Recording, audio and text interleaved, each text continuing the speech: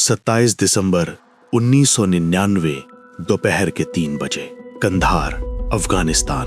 तालिबान का इलाका उस वक्त दुनिया की सबसे खतरनाक जमीन।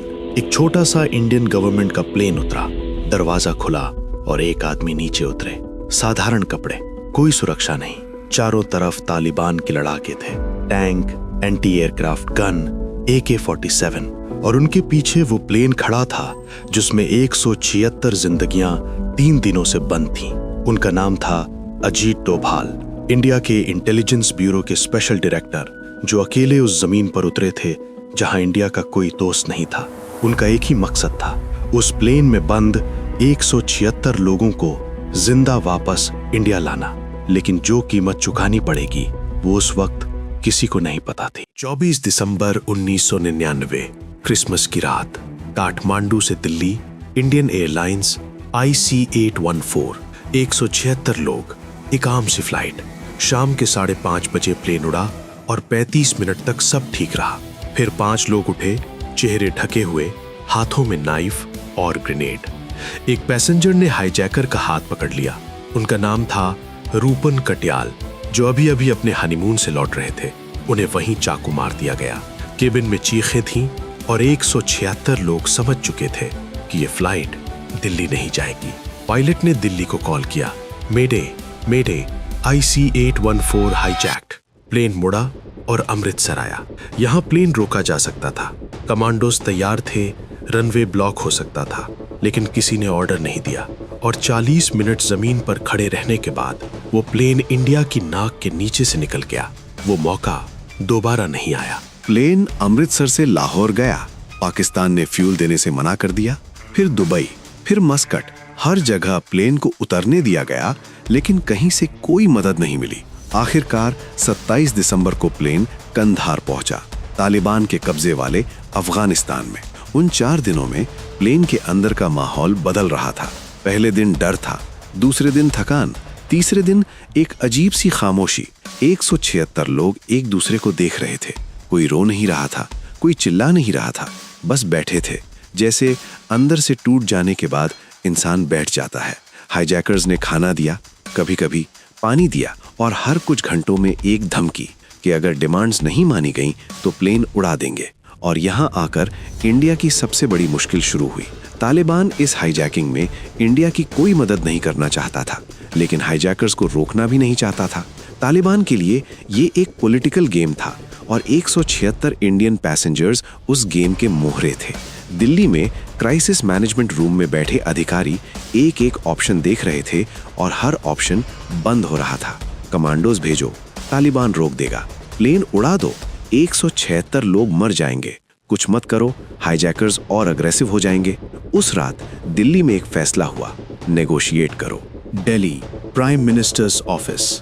अटल बिहारी वाजपेयी, जो उस वक्त इंडिया के प्राइम मिनिस्टर थे, एक बंद कमरे में बैठे थे।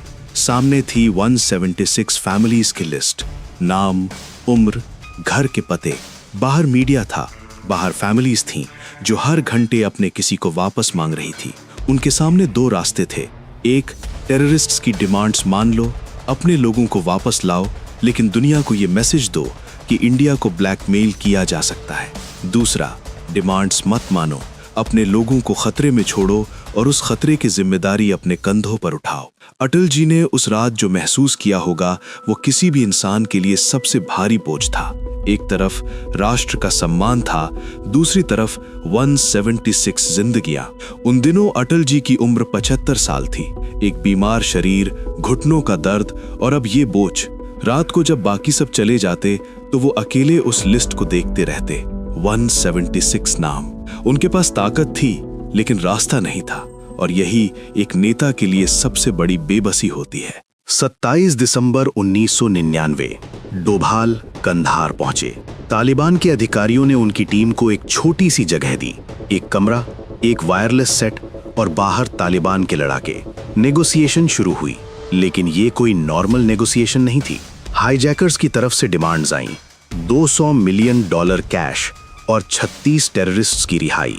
उनमें से एक नाम था जो बार बार आ रहा था, मसूद अजहर। डोभाल ने वायरलेस पर हाईजैकर्स से बात की, शांत आवाज में, बिना किसी पैनिक के। उनका काम था डिमांड्स को कम करना, एक एक करके। नेगोशिएशन का असली खेल ये नहीं था कि डिमांड्स कम करवाओ, असली खेल था हाईजैकर्स को ये एहसास दिलाना कि उनके पास वक्त है, जबकि वक्त असल में खत्म हो रहा था। डोभाल हर बातचीत को लंबा खींचते, एक डिमांड पर घंटों बहस करते। जब हाईजैकर्स थकते तो एक छोटी सी रियायत देते, और जब वो रियायत से खुश होते तो अगली डिमांड पर फिर घंटों। ये दिमाग का खेल था और डोभाल इसमें माहिर थे। लेकिन एक चीज थी जो डोभाल कंट्रोल नहीं कर सकते थे, दिल्ली का प्रेशर। हर रात दिल्ली से एक कॉल आती, कितना हुआ, कब होगा, फैमिली सड़कों पर है, मीडिया चिल्ला रहा है।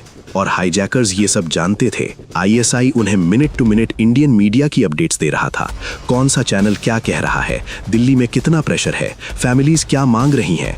हाईजैकर्स नेगोशिएशन टेबल पर बैठकर डोभाल को इंडिया का प्रेशर दिखा रहे थे। जब डोभाल नेगोशिएशन टेबल पर बैठते तो सामने वाले को पता था कि इंडिया कितना टूटा हुआ है।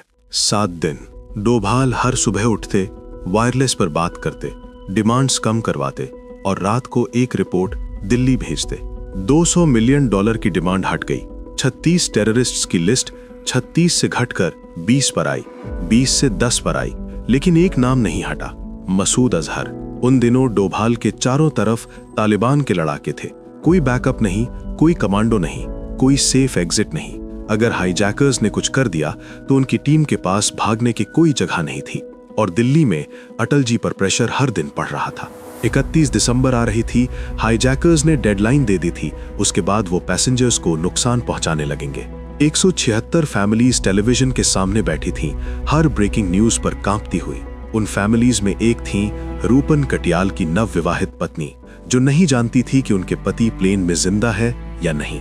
वो हर रात टीवी के सामने बैठती थीं, हर ब्रेकिंग न्यूज पर उठती थीं और हर बार स्क्रीन पर कांधार का नाम देखकर दिल थाम लेती थीं।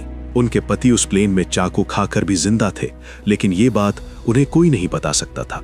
ये सिर्फ एक औरत की कहानी नहीं थी, ऐसी 176 कहानियां थीं।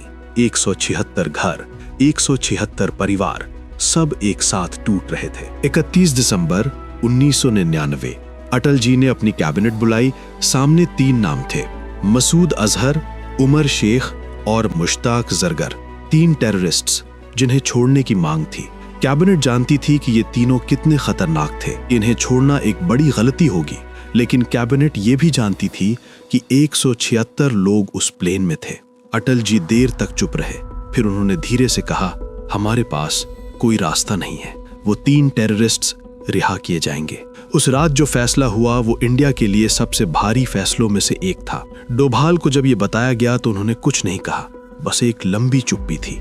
उस रात के फैसले का बोझ शायद सबसे ज्यादा एक ही इंसान ने उठाया। उन्होंने एक इंटरव्यू में बताया, हम वो नहीं कर पाए जो कि एक हमारे शक्तिशाली राष्ट्र को करना चाहिए था, इस हाईजैकिंग को रोकने के लिए, इस एयरक्राफ्ट को कंट्री से बाहर नहीं ले जाने के लिए। इसका एज ए नागरिक मलाल जरूर है। 1 जनवरी 2000 3 टेररिस्ट्स को एक प्लेन में बिठाकर कंधार भेजा गया और 176 पैसेंजर्स आजाद हो गए। लेकिन उस दिन जो आदमी कंधार की जमीन पर उतरा, उसका नाम था मसूद अजहर, जो एक ट्रेन्ड टेररिस्ट था जिसे इंडिया ने 1994 में पकड़ा था और जो 5 साल जेल में रहने के बाद उस एक हाईजैकिंग की वजह से आजाद हो गया था। मसूद अजहर के आजाद होने के 2 महीने के अंदर पाकिस्तान में जैश ए मोहम्मद बन गई और फिर दिसंबर 2001 इंडियन पार्लियामेंट पर हमला, Jaish e Mohammed. 2016 Uri attack, 19 Indian soldiers शहीद, जैश ए मोहम्मद। 14 फरवरी 2019 पुलवामा, सीआरपीएफ की बस पर सुसाइड अटैक, 40 जवान शहीद, जैश ए मोहम्मद। वो एक रात, वो एक फैसला, वो एक नाम, उसकी कीमत इंडिया ने अगले 20 साल तक चुकाई। 1 जनवरी 2000 कंधार, 176 लोग प्लेन से उतरे, थके हुए, डरे हुए, टूटे हुए, और वो उस प्लेन के अंदर गए। उन्होंने 176 लोगों को देखा जो 7 दिनों से उस कैबिन में बंद थे।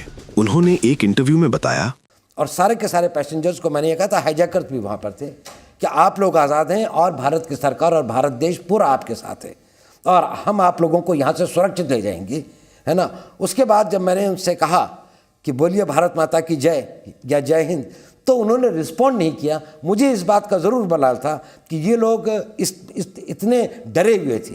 वो खामोशी सिर्फ डर की नहीं थी, वो उस थकान की खामोशी थी जो इंसान को तब होती है जब वो 7 दिन तक ये नहीं जानता कि वो घर लौटेगा या नहीं।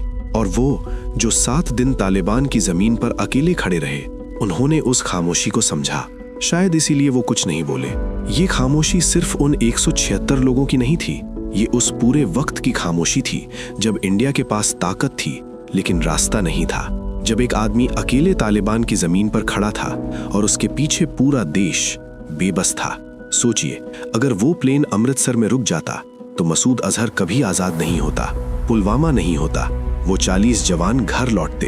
एक ऑर्डर, एक मौका, एक रात, इतिहास बदल सकता था। आज भी ऐसे फैसले होते हैं, बंद कमरों में बिना किसी को बताए, और उन फैसलों की कीमत हम सब चुकाते हैं। अगर वीडियो पसंद आए तो लाइक करें और ऐसे ही वीडियो के लिए चैनल सब्सक्राइब करें।